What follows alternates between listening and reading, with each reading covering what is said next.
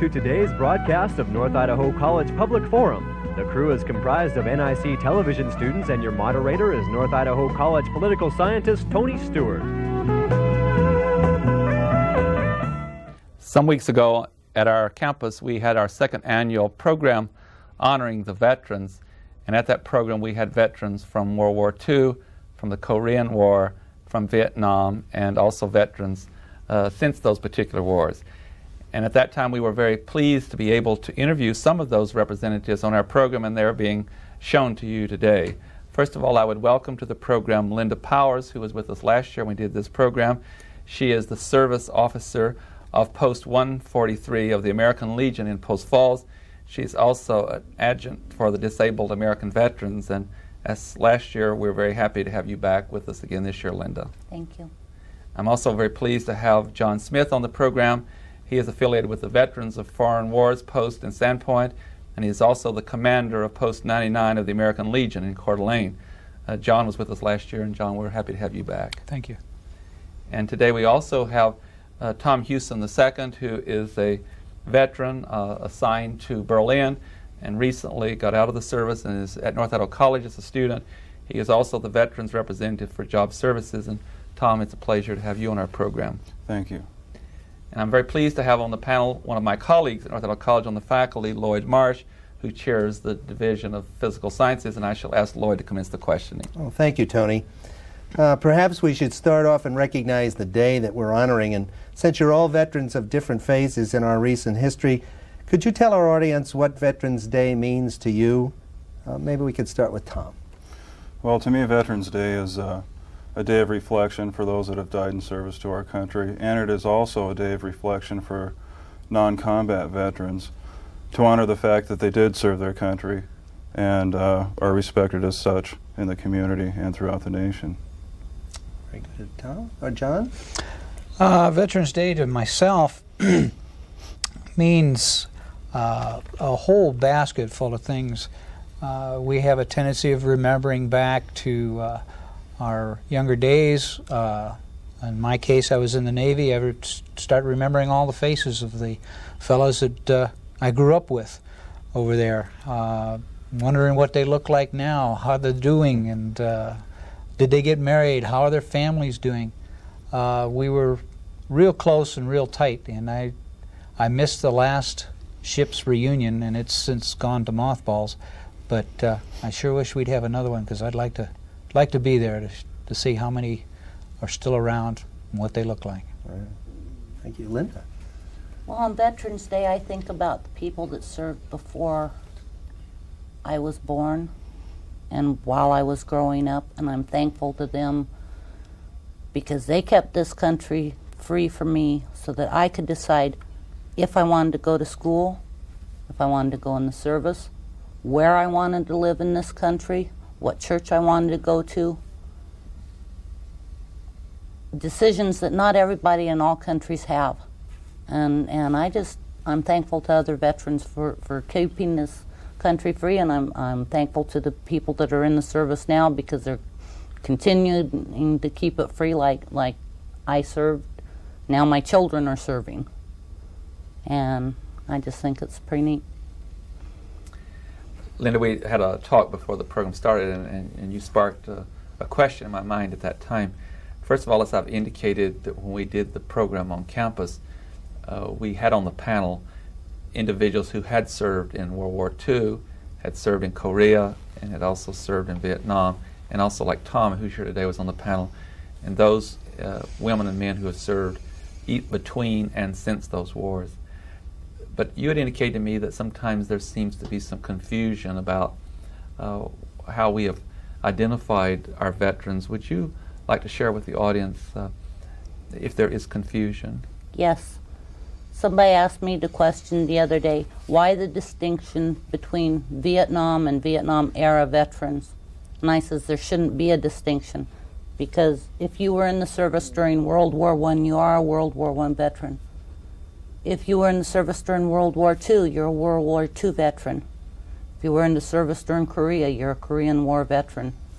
I believe if we were in the service during Vietnam, we are Vietnam War veterans. I don't think there should be a distinction made.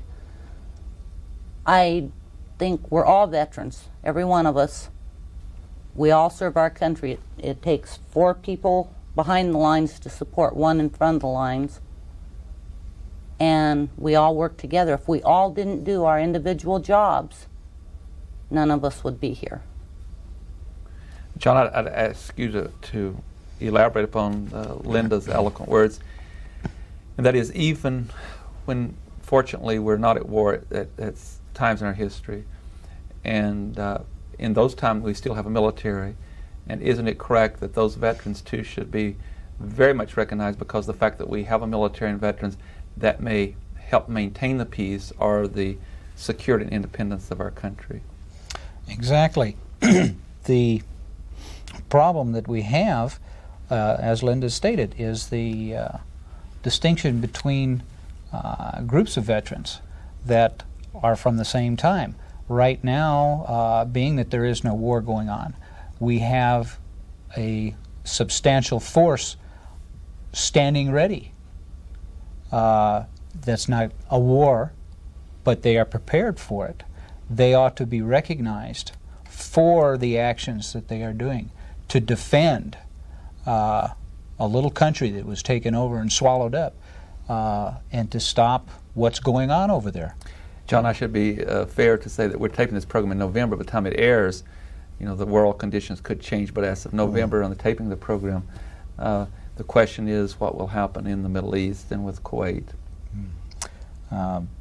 Again, the veterans, and I consider anybody that has served, whether they served during wartime, in a war zone, out of a war zone, they're veterans. They are veterans. And we have talked, Linda and myself and a few others, for quite a while about the organizations pulling together and having one Veterans Memorial, a building, and call it the Kootenai County Veterans Memorial. For all veterans, no distinction from World War I all the way up into Vietnam. A veteran that served should have the privileges that all the other veterans are entitled to.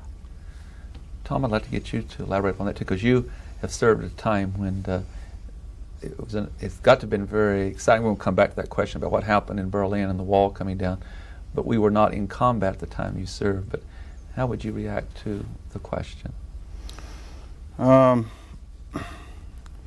Basically, I was in Berlin for urban combat training, and we were aware of a few problems over there, and the entire reason we were there is we trained with the French, the British, and a few other NATO countries in combat warfare. And when I left last January, of course the wall had come down, and I'm here today telling you about it, yet my comrades that I was stationed with are now in Saudi Arabia.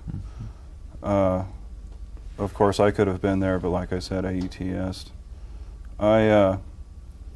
I'd like to point out that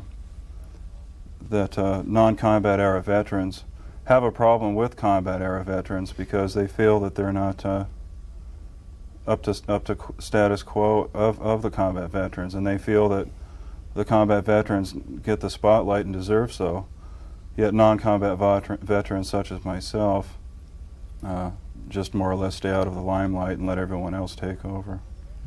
Lloyd Marsh. Thank you. There's an old saying that says, if we don't study history, we are doomed to make the same mistakes. And I see veterans organizations as perhaps being on the forefront of keeping the issue of defense and the necessary commitment to defend our country.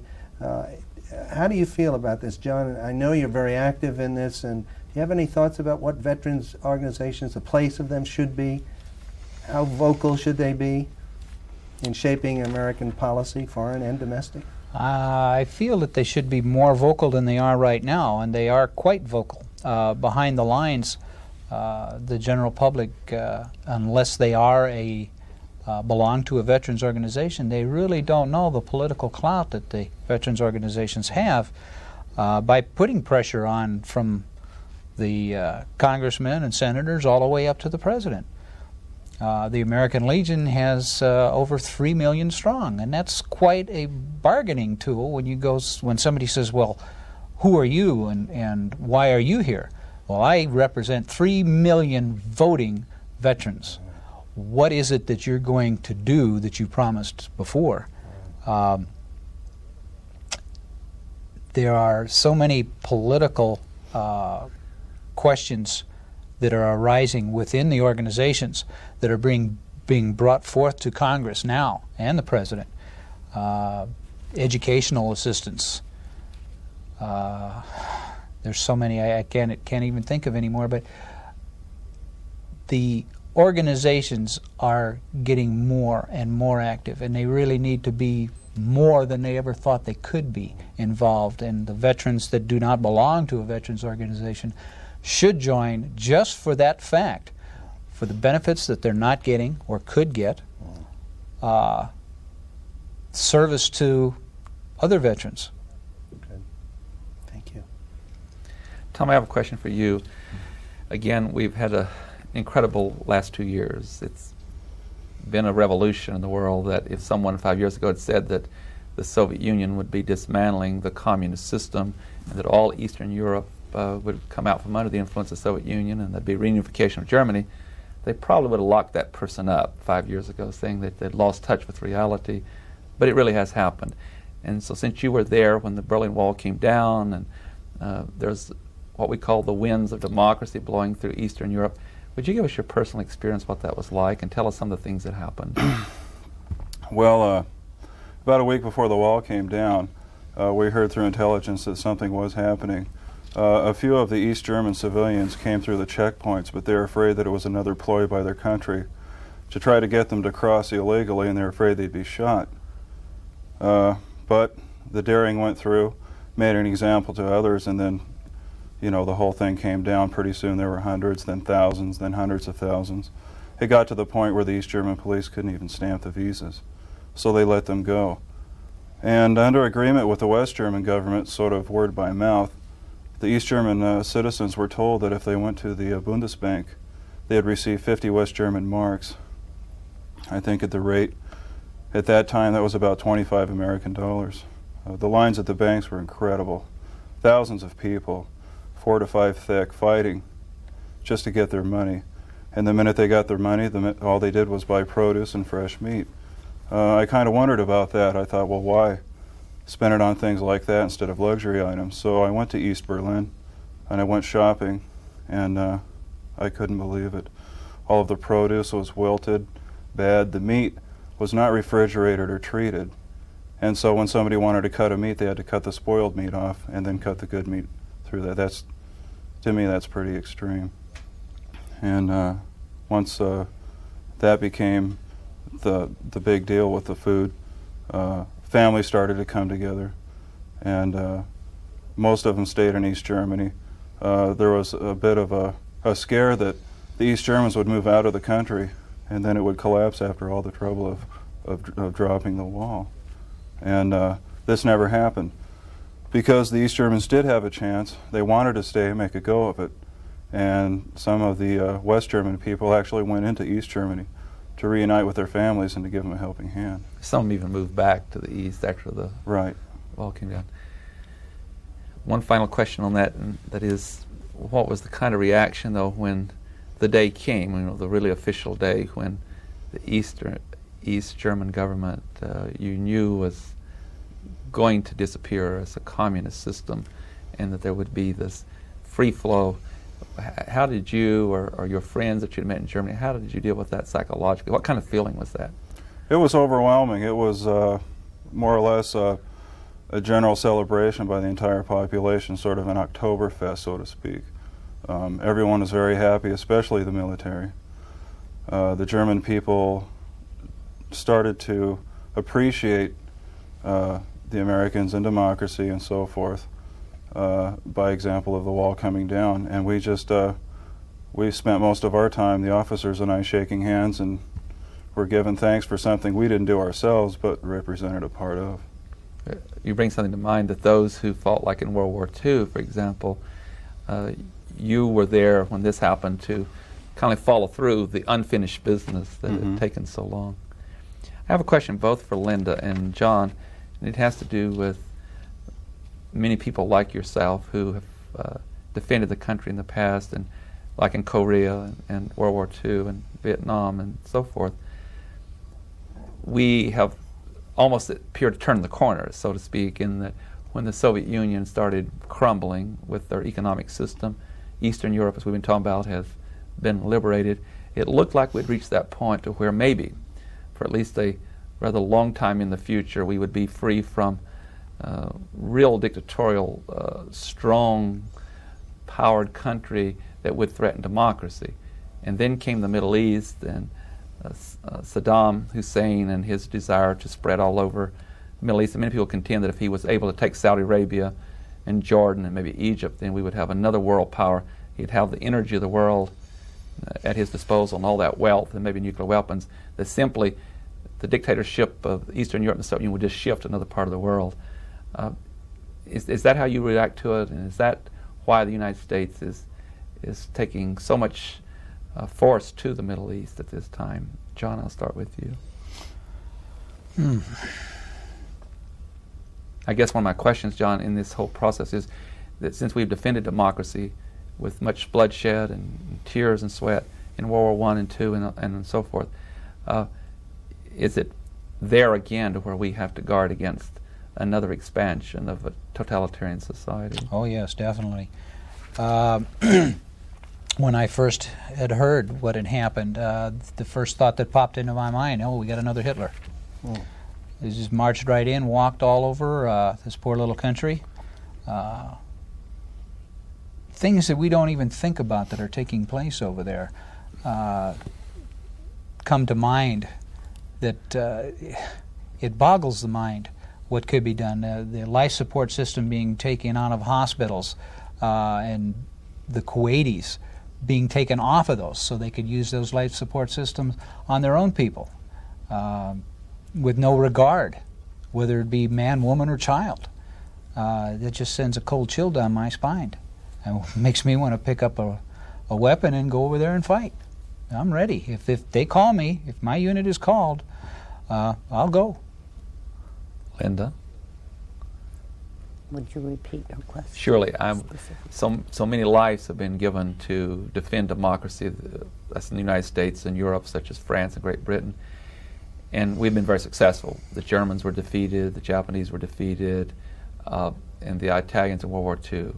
Then after the Cold War, and the Soviet Union has now apparently moving away from the system they've had and moving toward even having choices in political parties. And we know Eastern Europe is now free. My point is that great victory or series of victories, could that all be undone by Saddam Hussein if he spreads his power over the Middle East? Yes, it could be, because he's already used poison gas on his own people. And if he's willing to use it on his own people and kill the people in his own country, he's not going to have any qualms about killing people in other countries. He doesn't care. He doesn't care what the world thinks or feels. And if we don't guard against it in places like Saudi Arabia and Kuwait and Iran and Vietnam and every place else we've fought, then the fight's going to eventually end up on the shores of this country. And that's one reason why we fight in other countries, is to keep it away from here. Is there a proper analogy here with Hitler in the fact that, when Hitler started his desire to spread, he met with Chamberlain in Great Britain, and they conceded certain territory to him and let him spread and have some influence. And then after they had seen what happened and it resulted in a world war, it was too late. Is that what Kuwait is all about? Even if we become energy independent, there's still our allies have to have energy from the Middle East, such as Japan and Germany and France and others. I guess the question I'm asking is, do you stop him now, or is it a more difficult problem later? I think you stop him now, because if you don't, it's going to be another Hitler. His idol is Adolf Hitler. He has pictures of him and busts of him, and I mean, he admits openly that this is his hero. His hero is a man that murdered millions of people. Are we going to let him do the same thing? Can we? John and Tom. I don't think we can afford to let this go any further than it already has. It would be terrible that we'd have to go to war to prevent it to happening. But if that's what it calls for, then cast the cards down and full speed ahead. But let us go in there to win. Don't tie our hands. If you say, go get them, let us go. Tom? I feel the same way. I feel, good Lord, the whole world knows that we've moved there, the biggest movement since World War II as far as transferring troops and equipment. Now we look weak because we can't decide what to do. Maybe we are under the thumb of the Saudis, but if something doesn't happen soon, especially with that plutonium plant that the Soviet satellites found, we're going to be in a world of hurt, and we're hurting right now because we sit there and do nothing. And then they have interviews with the troops that are there, and they miss home, and they act like it wasn't part of the contract. Well, you need to read all the paperwork before you sign your name to it, you know. And if you live for 20 years in the Guard and they call you to active duty, well, hey, it was on the paper and you signed it, and you need to make the adjustment and take care of it. And then after seeing the Soviet satellite pictures of that uranium plant, and they bought the processing equipment from that West German company, which transfers that into plutonium. They're in operation now. There are pictures of the mine tailings parallel straight down the mountain. The heat readings are good, which means there is uranium there. Mm-hmm. And now we're talking about it, and this is week-old stuff. And yet we purchased these pictures from the Soviets because our satellite pictures are classified. I would remind the viewers again that this is November the 12th, and we're taping this program. Something may happen by the time this airs, which will be some weeks down the road. Lloyd Marsh. Well, I'd just like to expand on that just a little bit. Having been a Vietnam vet myself, and one of the problems that disturbed me while I was there on 3 deployments and then coming back was the lack of resolve of the American people. Would you have a message, if you could address all of the American people, about a resolve to stand behind this effort now? Tom, could you expand just a little bit on that? What does it mean to the soldier on the front line to know that the people at home stand behind them?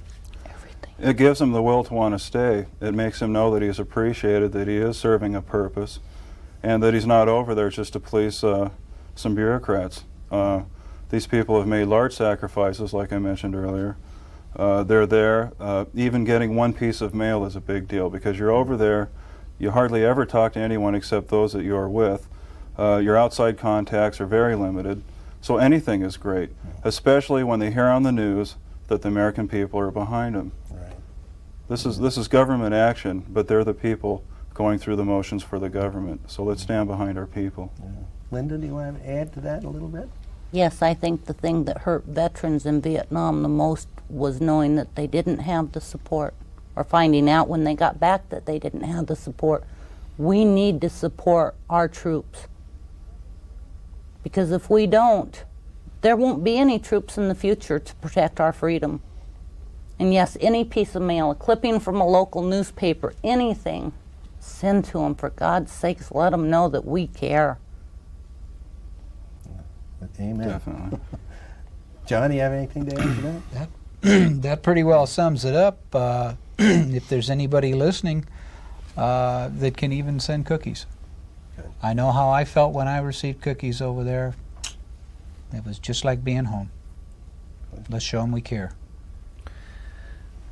It would seem that in all times of one's life, it's great to hear from someone that you're close to or family, but there would be no time when it would be more important than when you're in that situation that you get that kind of support. Something else that happened in this country in some of the more recent crises is that at Christmas time, cards were sent with hundreds and hundreds of names of people, or the hostages when they were in Iran. There was an attempt to get things through to them. We don't have a lot of time left on the program today, but I would like to give the three of you an opportunity to talk a little bit about the veterans organizations and why they're, John mentioned this briefly before when we were talking about public policy and the needs that veterans have. What are some of the other things that your organizations do, like the Veterans of Foreign Wars and and the disabled American Veterans Organizations and the different posts that you have. Can you just share a little bit of information about how that helps all veterans? Linda, you? Well, we have a brand new American Legion post in town. It's the Robert G. Waterman Post 99. We're 4 months old. So far, we've started a food bank. We've worked on the Habitat for Humanity house here in town, and that house went to a veteran and his family. We have a program going for cleaning the headstones of the graves of all the veterans, starting with the Civil War veterans over at Forest Cemetery. What else? Our food bank. Yeah, we have our own. We started our own food bank. It's very small, but we're trying. We fed and housed a veteran for 3 days because Job Service told a man in St. Mary's that Coeur d'Alene takes care of its veterans, and sent him down here on a 3-week spot job, and he was sleeping in his car. So Job Service called me and asked me, will one of the organizations help this guy? So we gave him a place to live and fed him for 3 days till he got a permanent job down in Moscow, and now he's all taken care of. So we're pretty proud of that fact. That's, for a brand new post, I think that's doing pretty good. That's very good. John, would you talk about to add other things that the post are doing? Oh, being a new post, we really haven't the funds to do what we would like to do with the different programs, but just briefly, the American Legion has an oratorical contest that's sponsored every year for winning scholarships, and it's on the Constitution and the Declaration of Independence. There's the flag appreciation programs. There are so many children out there now in our schools, they don't know what the Pledge of Allegiance is. They know what the flag is. They don't know what it stands for. Why the white stars? Why the red and white stripes? Why the blue background? All these things have their own special meaning, and we've lost those over the years. And it's the veterans organizations, including the VFW, the DAV, and the American Legion, and it's our responsibility to get this back to the children so they know they can be proud of their heritage of this country, that it's just didn't happen by chance. It was all planned out. A lot of lives were lost for that. I'm so sorry to interrupt. I have the signal that time is up. On behalf of Lloyd Marsh and our staff, we thank all of you and the other veterans that participated in the program at North Idaho College today. We thank you for what you've done, and we want to invite you back again next year. Thank you. Thank you. Thank you. Ladies and gentlemen, thank you for joining us for our program, and I'd like to invite you to be with us again next week at this same time when we will discuss another important subject. Until then, please have a good week. I am Tony Stewart.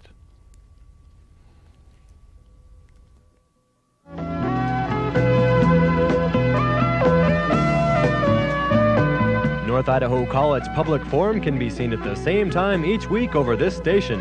This production was videotaped earlier by an NIC student crew for viewing at this more appropriate time.